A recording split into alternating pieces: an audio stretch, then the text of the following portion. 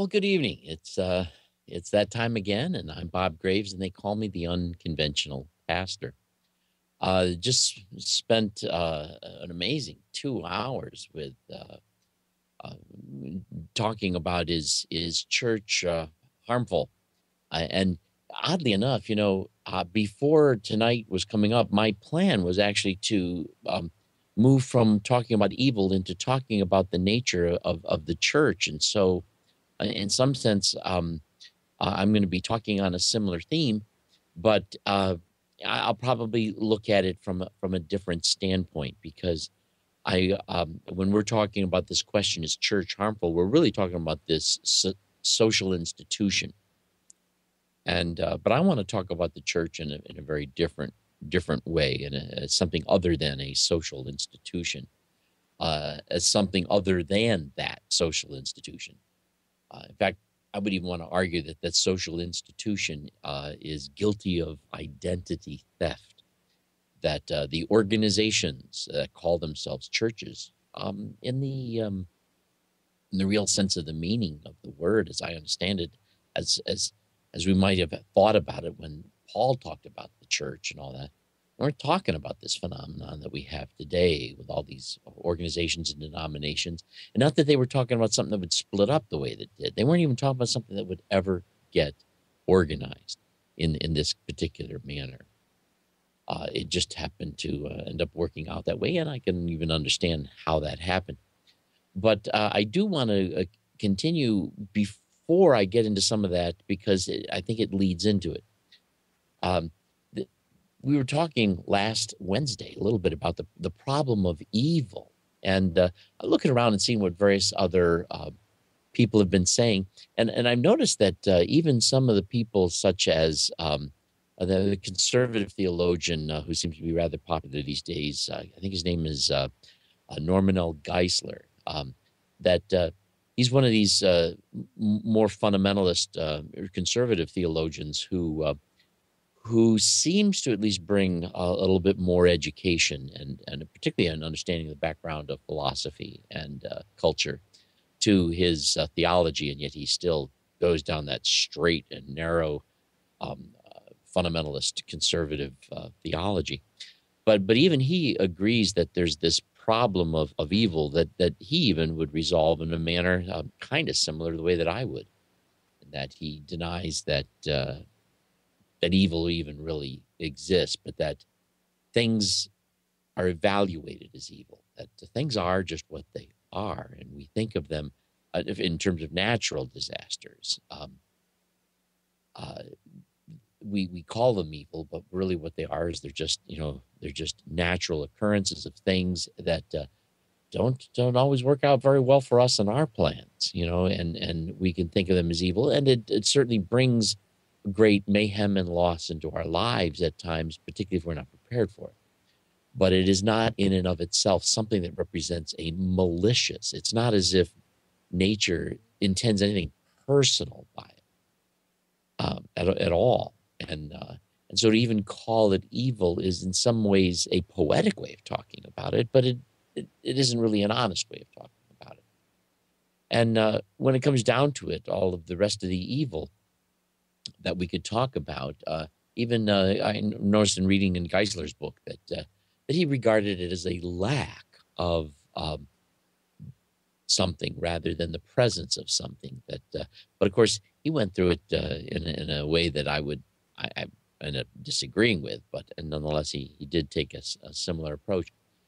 One of the problems that we have with the evil as we see it in the church, in terms of the traditional theology and the way they try to explain what sin is sin is, as I understand it, the big pseudo problem that the church needs to talk us into believing we have so deeply and so seriously so that we can recognize that they are the solution.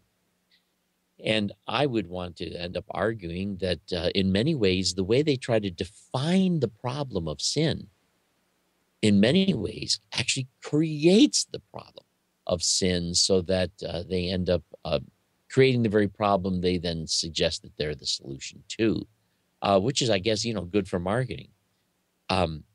which is why, when I'm done talking here about some of these concepts of evil, it's going to lead me to the institution of the church and talking about what the church really is.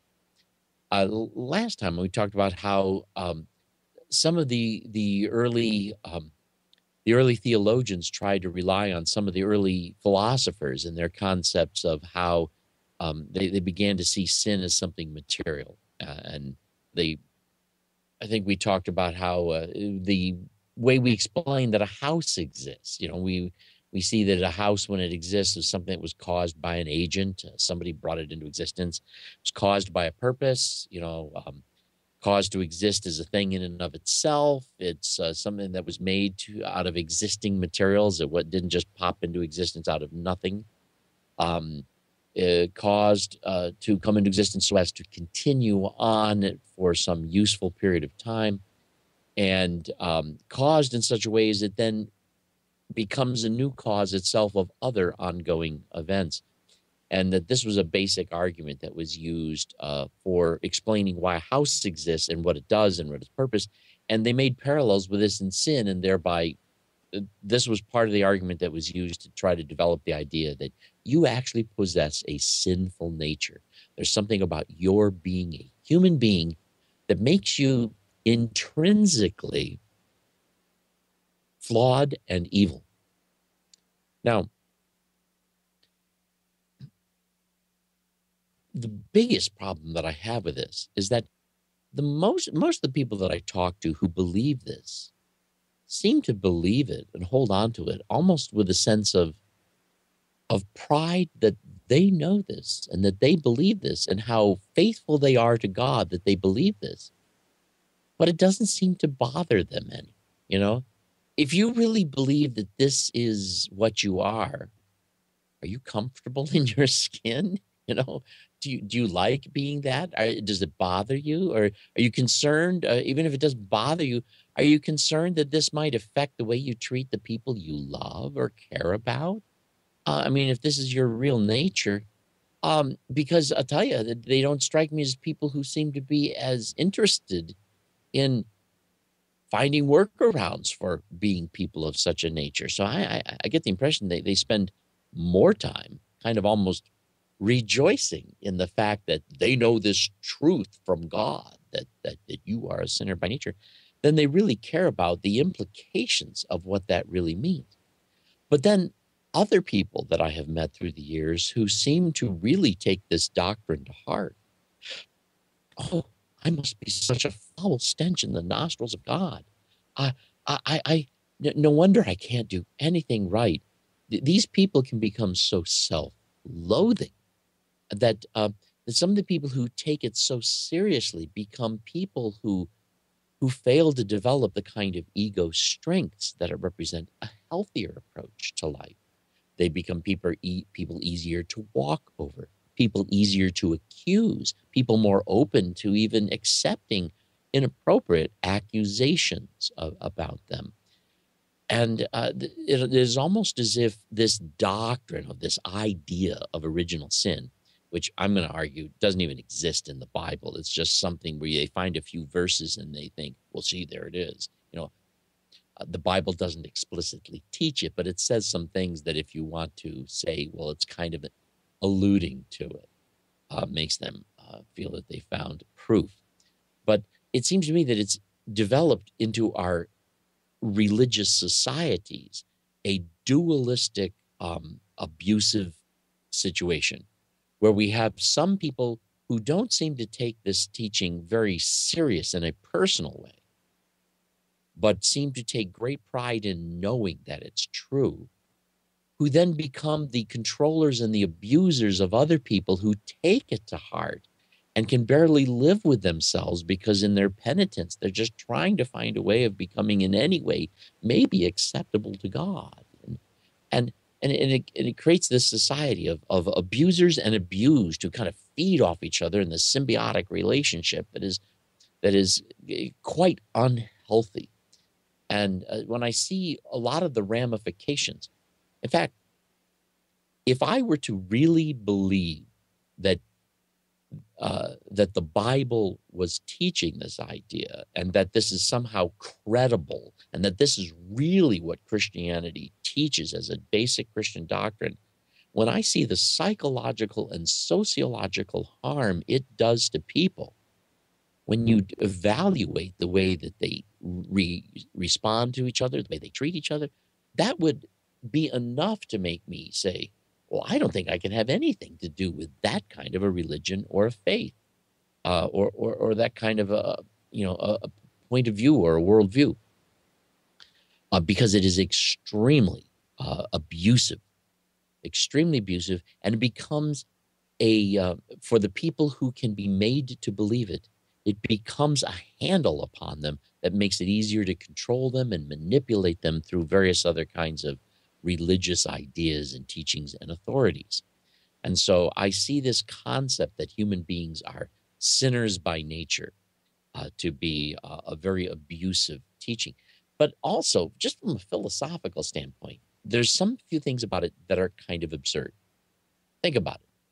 How could something ever really, really, really be sinful by nature? How could it ever be wrong for anything or anyone to be other than what it really is? I mean, if it was really our nature to be bad, to be evil, that was really our nature rather than just our behavior, then that's who and what we are. How could that be wrong? Now, there's some, if something is what we are, it ceases to be something that anyone can ever be held morally responsible for, because moral responsibility implies at some level choice. Now, I was born in 1951. Today, I am 61 years of age. Is that a moral or an immoral thing for me to be 61? I can't choose that. I never chose that. I didn't have, as far as I'm aware of, any role in the decisions that make it that I was born when I was. And as a result, maybe I can be held accountable for what I'm doing with the fact that I'm here, but I certainly can't be held to account for the fact that I'm here, nor can I be held to account for the fact that I'm human, that I was born a human being instead of a frog or whatever. I can't be held accountable for something for which we can't understand some level of voluntary choice. And so to talk about a sinful nature is in some ways just a philosophical oxymoron. It's not possible for something to be as it is, true to what it is, and that is also something which is sinful. In fact, when you dislike somebody for just simply being who and what they are, well, this is where racism and classism and all kinds of other hateful biases come from. So if we're going to say that it is our nature to behave in a particular way and that it's just our nature, and God has a problem with that, then that strikes me that you're saying that God can't deal with reality for what it is. But the sinful nature there, with it being a nature, if it's not voluntary, there's something wrong with it. Something else that I noticed is I looked through the entire text of the Bible. This is something I noticed. In fact, I did. I went all the way from Genesis to Revelation because somebody asked me to do it. And they gave me this challenge. And I said, okay, I'll take this challenge. But the challenge was this.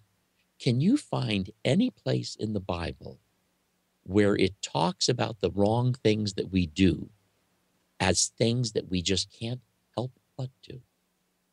Or does it always talk about the wrong things we do in the context of being a choice?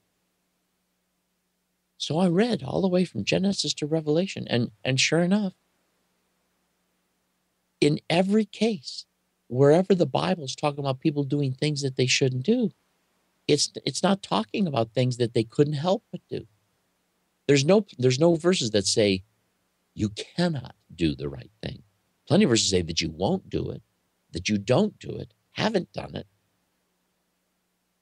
But there's nothing that says, well, you got a problem here. This is your nature, and you just won't do it.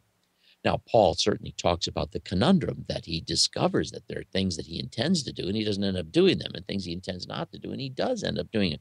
But he also ascribes this to a dynamic of law consciousness, which is not the same thing as a sin nature. In fact, Paul is arguing that it's faith in Christ and faith in this gospel of love and acceptance that he's teaching that is the opposite, that is the way out of this. It's all this it's all this belief that God has something against you that is creating I wonder what it is. Oh, he doesn't want me doing that. Oh, I better not be doing that. Well, that looks like something interesting to do. That we're basically pushing psychological buttons that developmentally get us off on the totally wrong track. Basically, we're being manipulated into something that pushes us into many times bad behavior by the very beliefs we have about being sinful by nature, by being people who are lawbreakers or people who just intrinsically offend God.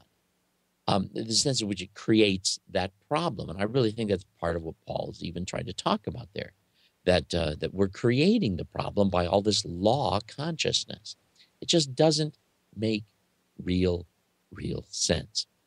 Not only that, but when we understand human motivation, if we're motivated to behave in a certain way because of some moral standard we have, I'm going to argue that is a very self-centered, selfish way of living. I don't really believe that I should be trying to live my life as a good person. I think that's an unworthy goal. I think the way I need to live my life is I need to realize I am a valuable human being, simply being me. And you are a valuable human being, simply being you. And that's true without regard to how confused we are about that or how that confusion brings problems into our behavior.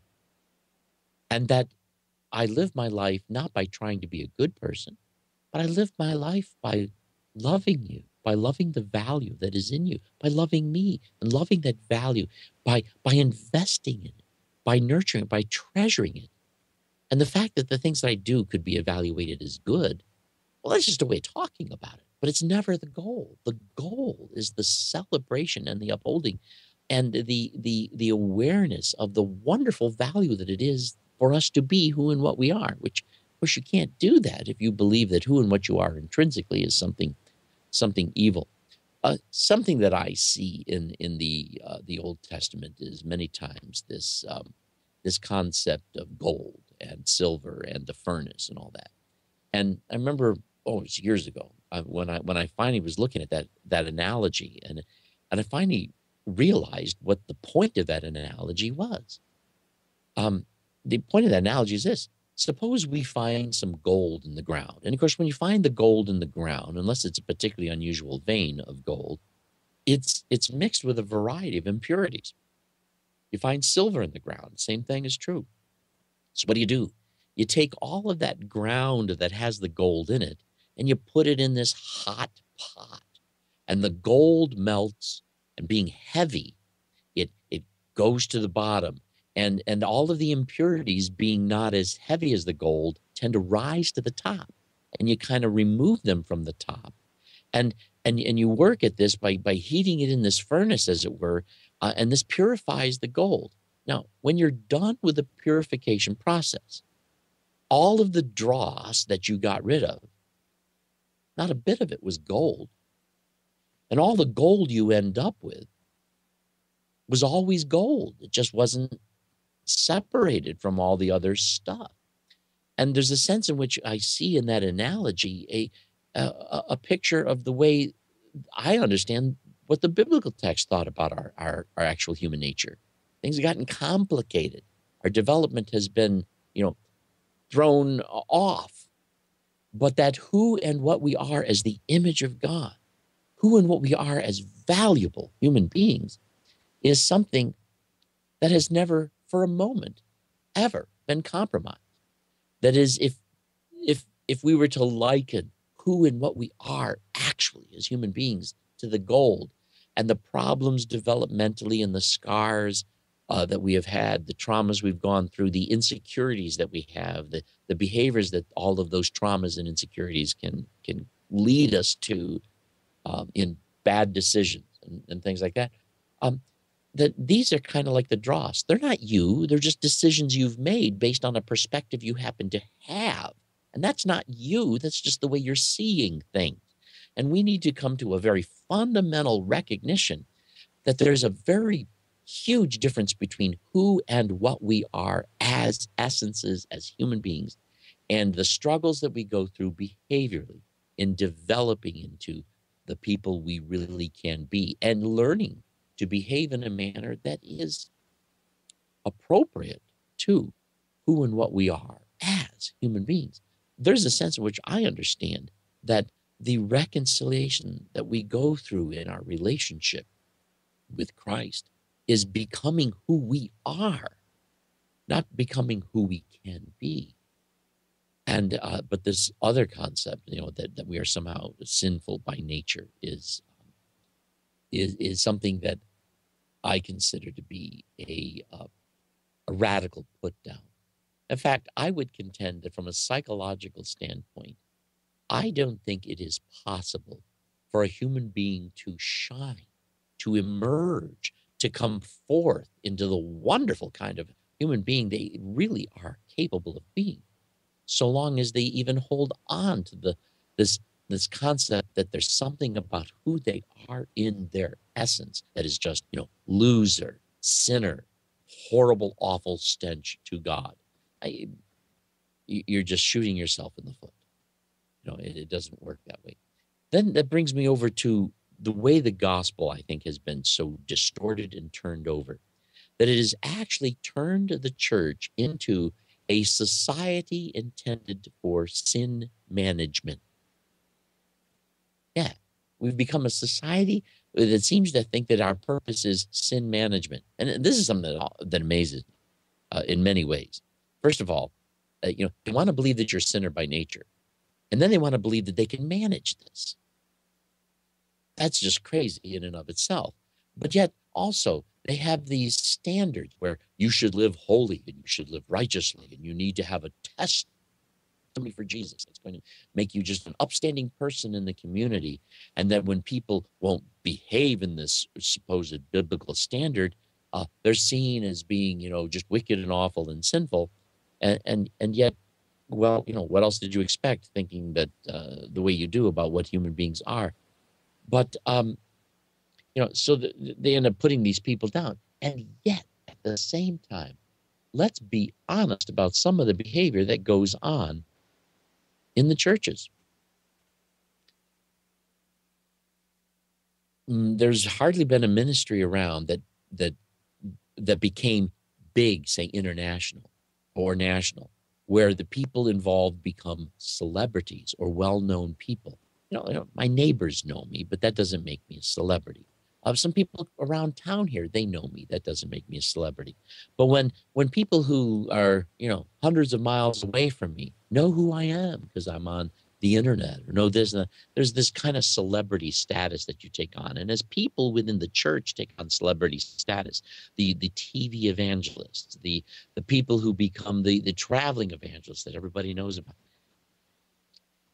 when you begin to see the way this celebrity concept works and the kind of problems morally that develop in these circles, it is horrendous. In fact, I'm sure that there are challenges to moral living, to making proper decisions in almost any industry. But it seems that an industry that is filled with people who really need to believe, for some reason, that people are in and of themselves basically evil, that these are people who that basic belief, I think, leads them in a direction that is just begging for creating a lot of these problems. I remember one time here, John, what was his name? I can't remember the fellow who founded the the vineyard. I can't remember his name, John something. I actually had a chance to talk to him in Columbus, Ohio, a number of years ago, and one of the things he was complaining about is that one of the biggest problems he's had in trying to build up the vineyard is trying to teach the people, trying to teach the keep your pants on, and because he's turning all of these musicians into people who are becoming worship leaders, and they're up there on stage, and some of them are songwriters, and they're selling CDs, and they're becoming well known, and this and that, but they're teaching, in a tradition that, in my opinion, many times these people need to really deeply embrace the false concept that human beings are just horrible, awful, awful people in their essence. They've created this kind of a problem, but then the church wants to manage this. Now, I would like to go back and take a look and see how the church itself was formed, apparently. First of all, we don't ever see this word church until the New Testament. That's because, in some ways, it comes from a Greek word ecclesia. So we don't really see that word until we have a Greek culture that's dealing with things.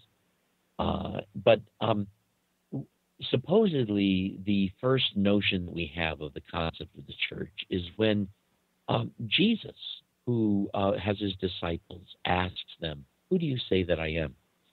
And Joey, it looks to me like we have a really weird video. Is my video really degrading? I'm just curious. Did you see that? Yes, Bob. I was just about to contact you. Why don't we take a quick break and let me call you right back, okay? That'll work. All right. Let's pull up the curtain for him. Ladies and gentlemen, we don't like you to see Bob in this fashion, so we're going to cover him up for just a moment. He looks utterly sinful. That's right. He looks horrible. So let's play some music, Rick, and we'll clean Bob up, and we'll come right back. Thank you for your patience.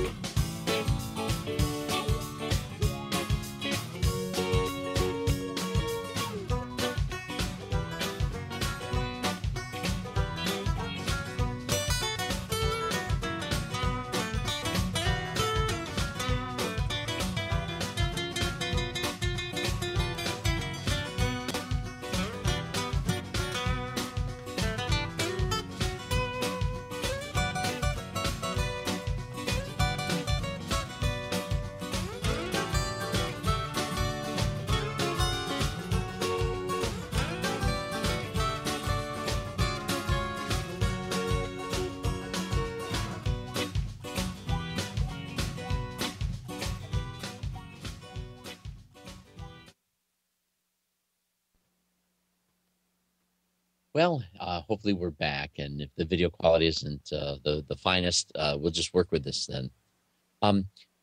We were talking about just before we had to break for that technical glitch. The beginning of the church, and Jesus is with his disciples for a number of years, and when I read these things, I get the impression that Jesus was not really interested in turning the question of who is he into the main issue. He wasn't even here to prove that he was God or that he was the Son of God. In fact, I understand even his initial temptations as he became as he began his viewer comment, don't distort Bach. You can do with me, I guess, whatever you need to. But uh, when Jesus began his ministry, his temptations that begin at the beginning, I don't see them as a temptation to turn the stone into bread and to jump off the pinnacle of the temple to wow everybody or to bow down and gain all the. But I see the temptations of, if you are the Son of God, why don't you try a few things? That because if you're the Son of God, you could do these. He had to begin his ministry in a sense, realizing that this is not about proving who he is. And Jesus continues on his ministry in a manner where proving who he is isn't the point, but hoping that just being who he is will be effective enough. And so it's only after he's had his disciples with him for a few years that he even begins to ask them, so who do people say that I am? And of course, the disciples tell him, some say you're John the Baptist, some say you're the Elijah, and some other prophet, whatever. And he said, but who do you say that I am? And Peter speaks up saying, you are the Christ, the Son of the living God. And Jesus is actually impressed. And he says, flesh and blood hasn't revealed this to you, but rather has been revealed to you through your Father. Now, the very fact that Jesus is saying that is also Jesus telling us, I haven't been teaching you that either, Peter, not, at least not directly. So Jesus never made it an issue. Peter doesn't say this because this is what Jesus has been trying to teach him. But Peter comes to this awareness. This is a conclusion that makes sense to him. And Jesus says, this is what I'm going to build my church on. And the way I understand it is this. He said, Peter, you're a little stone, and on this rock I will build my church. I don't think that what Jesus was saying there, unlike the way that Catholics often perceive it, Jesus would not build his church on Peter. Jesus was going to build his church on the discovery that Peter makes. The discovery that Peter makes that Jesus is the Christ, the Son of the living God. That's what the church is built on. It's built on that experience of that discovery. Furthermore, that discovery is nurtured and brought about by just people being who and what they are, and not trying to make who and what they are the point or the thing that needs to be proven. And so to me, as I understand it, the church is a body of people made up of those who have come to this point of seeing that. At least this is the way the church is written. And as such, it was never an organization. It's kind of like there's people who really believe that there's something to the air and that it's not just nothing in the air. They realize when I breathe, I'm breathing in oxygen, I'm exhaling air. And there may be some people who live in certain places of the globe who scientifically haven't discovered that, and they still think that maybe air is just nothing, that there's nothing there, that what have you. It's just, people come to a certain point where hey, this is what is going on, and that this was the concept that I understand the church to be. As a result, I don't believe the church was ever intended to be an organization. Now, I certainly have nothing against people organizing their efforts. And I mean, I think we even see this in the New Testament, that, there was a problem there with whether or not the widows were getting the groceries and certain kids were not getting fed. And so they looked for some people among them who could kind of get this organized and make sure that we get these people fed. And that this was not the institution of the office of deacon, but rather the living of these people toward each other, where we realized, there's some of us who have a real gift to be able to kind of look after people's needs. Let's find these people who seem to really possess this gift, and let's look after some needs here. It was really something that had more of a functional purpose rather than it. This was a role people lived out, not an office they held or a part of the organization. The whole concept that a church would even have a creed or documents. I understand if you're going to buy a building and you're going to become an organization, you need to have that stuff. But that's fine. But the moment we begin to think that's what makes us a church, now we're becoming an institution. And an institution cannot survive unless it finds purposes and ways of dealing with people that make it survive. And I think that the power and the love of Christianity disappeared so rapidly in our history that the church became something that basically learned to survive as an organization by becoming very manipulative, by adopting a twist and a distortion of doctrine and teaching that, the sin nature being part of that created the very problem they claimed they were the solution to.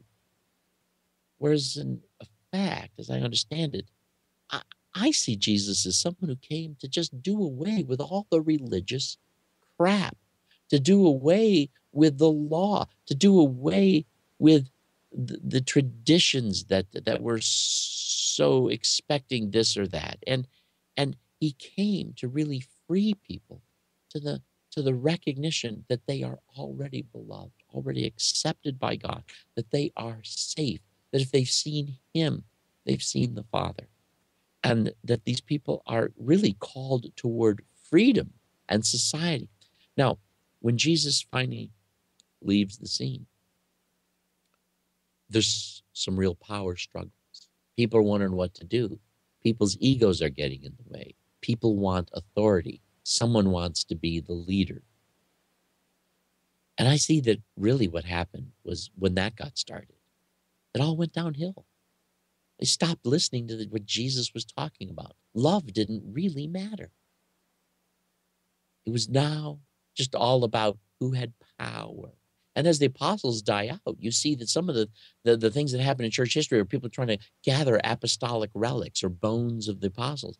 Shows they're looking for some false way of demonstrating, I now have, the baton has been passed to me and I now have power. And although we don't pass down possession of the apostles' bones anymore, we now pass down a Bible, and we hand out degrees and things like that. And now we have people who represent the organizations with awesome authority and power and all this. And as far as I'm concerned, it becomes nothing but an extremely abusive organization. And even if people intend well, they don't realize, I think, that the way this organization maintains its identity is through a great number of abusive practices. Now, they call me the unconventional pastor, and I still think of myself as a pastor, but what church am I a pastor of? I'm not a pastor of any church. But I have a pastoral role. I have that kind of a relationship with people. Where's my local church? My local church is everybody who lives in my proximity and is embracing Jesus. It's not an organization. It's a living thing. And not all of them even like me or know me or trust me. I haven't got a relationship with them all. And therefore I can't be manipulating them or pushing them around or saying, hey, wait a minute, I am a pastor. No, that's not the point. Well, I know some of them, and I have developed relationships with them, and I've had a mentoring role in some of their lives, and then they move on and they're doing fine or whatever. So this isn't an organization. It isn't an institution. It's a living thing. And it is people conscious of the reality that Christ lives in them. And that's what it is. Anyhow, that's well, we do have a comment here. Bob, how can theists come together in any sort of agreement about God if we all take the position that the Bible is unreliable and we just have some subjective experience that we admit might very well be nothing more than brain chemistry? How do we do that? We don't. We don't need to. There's no need to do it. We don't need to come together. We already are together. We already are human beings. We already have faith in Christ, those of us that do. And that's good enough. We don't need to conform people. In fact, Apostle Paul warned us. He told us plainly. He says, "Look, I want to tell you something. Are you worried about everybody being tossed to and fro? Well, forget about it. You're going to be tossed to and fro. And you're going to be tossed to and fro today. You're going to be tossed to and fro tomorrow. How long are you going to be tossed to and fro? Well, this won't end until you all reach to the fullness of Christ. And we all come together so until we're all arriving, you're never going to see this thing cleared up. And any attempt to clear it up well, we're going to clear it up. Good luck with that. You aren't going to do. And it doesn't need to be done. It is good enough that we can sometimes get organized with people who do see things similar, and that's helpful. I mean, even in the New Covenant group, Greg Bray and he's an atheist. I'm a theist. We run a show together. Why? Because we can agree on the respectfulness and the openness of the questions and of the conversation and of the delightfulness that we have and love for each other as human beings. And he's a wonderful guy. I've really fallen in love with him. I like him a lot. And I consider him now a good friend to me. And my life would be saddened if he was to somehow have to go off and then do other things and I don't get to know him anymore. But in a sense, I want to say that I think that goal is unnecessary. We need the love of God. We don't need a text we can all argue about and successfully agree on what it is.